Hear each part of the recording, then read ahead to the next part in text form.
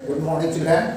Welcome to you in New Jyoti Academy online classes. Today's chapter is United Nations.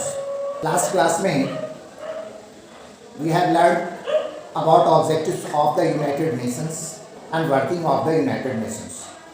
आज हम लोग principles organs of the United Nations में चल रहे हैं. हमने कहा था कि एक एक करके इन सभी पर हम लोग विचार करेंगे.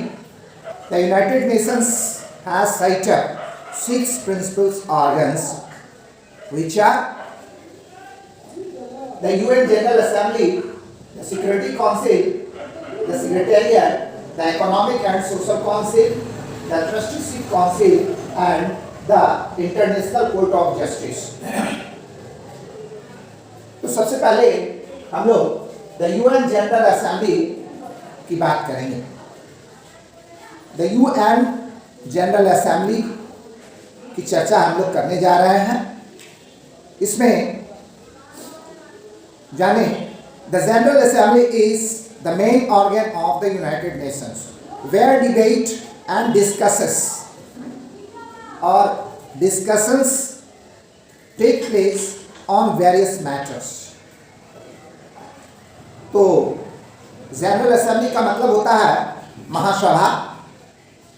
तो महासभा संयुक्त राष्ट्र का मुख्य अंग है जहां विभिन्न प्रकार के मुद्दों पर बहस और चर्चा होती है.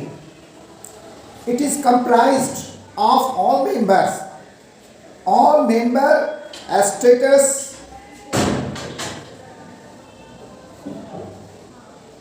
it is comprised of all member states, not status, states, each of which has one vote. तो इसमें सभी सदस्य राष्ट्र शामिल हैं जिनमें से हर एक के पास एक वोट होता है. यानी जो इसके मेंबर हैं, कोई भी सदस्य राष्ट्र, उसको एक वोट देने का अधिकार होता है. It takes decision on matters of international peace and security, admission to new member states and UN budget. तो यह एक अंतर्राष्ट्रीय शांति और सुरक्षा के मामलों पर निर्णय लेता है. नए सदस्य राज्यों में इसका एडमिशन लेता है और संयुक्त राष्ट्र बजट महासभा के प्रस्ताव, इन सब चीजों की सिफारिशें भी करता है. General assembly resolutions are only recommendations. Most resolutions are adopted during the month of September to December every year. यानी ज़्यादातर जो इसके एक तरह से कह सकते हैं संकल्प हर साल सितंबर से दिसंबर के महीने में उसको अपनाए जाते हैं. तो ये जनरल असेंबली की बात थी.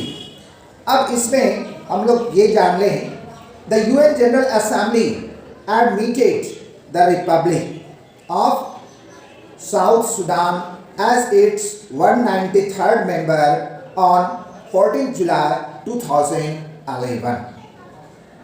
संयुक्त राष्ट्र महासभा ने 14 जुलाई 2011 को दक्षिण सुडान गणराज्य को 193वें सदस्य के रूप में उसको स्वीकार किया. अब हम लोग दूसरे पॉइंट यानी सिक्योरिटी काउंसिल के बारे में जानेंगे, यानी सुरक्षा परिषद के बारे में जानेंगे. The prime responsibility of the Security Council is to maintain international peace and security. तो अंतर्राष्ट्रीय शांति और सुरक्षा कायम करना सुरक्षा परिषद का सबसे प्रमुख जिम्मेदारी है। Member states are obligated to carry out its decisions which are legally binding. Peaceful means and force both can be used by it when there is a threat to peace. There is a threat to peace. तो हम लोग ये जान लें कि सदस्य राष्ट्र अपने निर्णयों को लागू करने के लिए वो बाध्य है ना, अपने निर्णय को लागू करने के लिए बाध्य है, जो कि कानून रूप से या कानूनी तौर पर उसे हम बाध्यकारी भी कर सकते हैं। तो शांति के लिए अगर खतरा होता है या खतरा होने पर शांतिपूर्ण साधन जो भी है, या आप कह सकते हैं जो उसके पास बल है, सैनिक है, दोनों का इस्तेमाल किया जा सकता है। तो ऐसी स्थिति में जब सुरक्षा भंग होने की का प्रश्न होगा, शांति भंग होने का प्रश्न होगा, तो वहां पर बल का प्रयोग हो सकता है। तीसरी चीज है, the council has 15 members including 5 permanent members, China, France, Russia and United kingdom and the United states. The other 10 rotating members are elected by the General Assembly for a 2-year term. कहने का मतलब हुआ कि परिषद में 5 अस्थायी सदस्यों सहित 15 सदस्य होते हैं। 5 अस्थायी सदस्य में चीन, फ्रांस, रशिया, यूनाइटेड किंगडम और संयुक्त राज्य अमेरिका आता है। 10 अन्य सदस्य जो हैं वो रोटेटिंग मेंबर्स, वो 2 साल के लिए महासभा के द्वारा चुने जाते हैं। To pass a resolution in the Security Council, 9 out of the 15 members of the council must vote yes, but if any of the 5 permanent members vote no, often referred to as a veto, the resolution does not pass. तो सुरक्षा परिषद में एक प्रस्ताव पारित करने के लिए, पास करने के लिए परिषद के 15 सदस्यों में से 9 को यस यानी हाँ में वोट करना चाहिए, लेकिन यदि कोई अस्थायी सदस्य नो यानी नहीं का वोट देता है, जिसको कि आप वीटो कह सकते हैं, तो वैसी स्थिति में जो संकल्प है यानी रिसोल्यूशन डज नॉट पास, तो संकल्प पारित नहीं होता है। थर्ड, सेक्रेटेरिएट यानी सचिवालय। The secretariat is made up of an international staff working at UN headquarters in New York as well as UN offices in Geneva, Vienna, Nairobi and other location. तो सचिवालय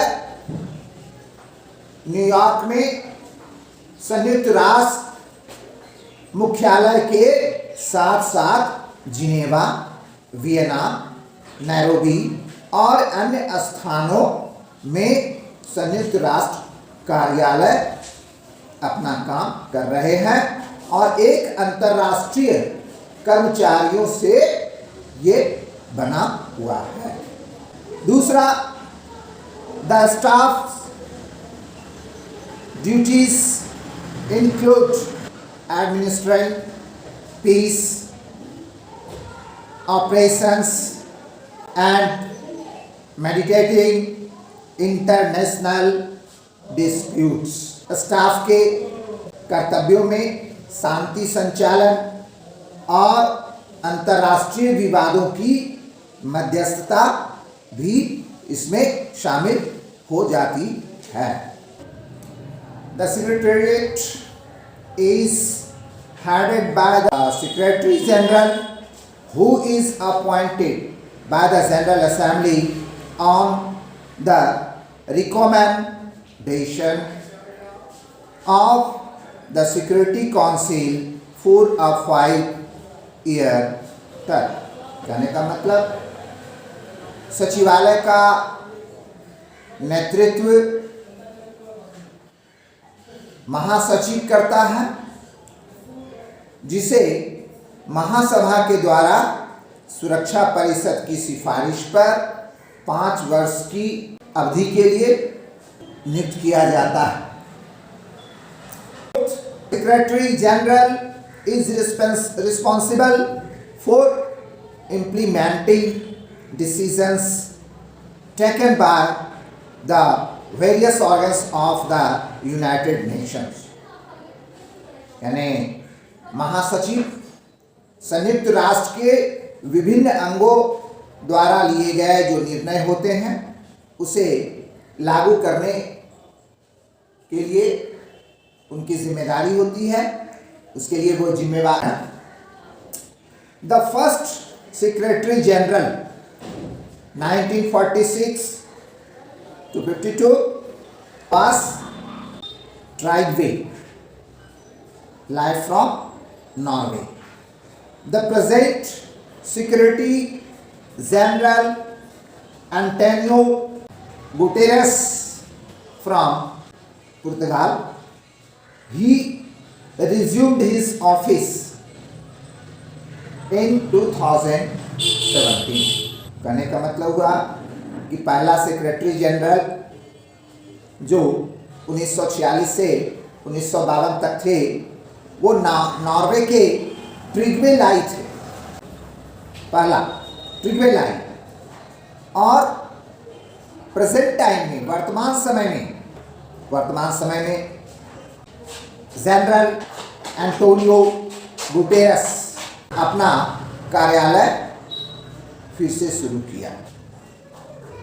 आज की क्लास में इतना ही, और आपका होमवर्क है चैप्टर 20 पेज नंबर 146 की short answer 1 2 3 do your copy. Thank you very much.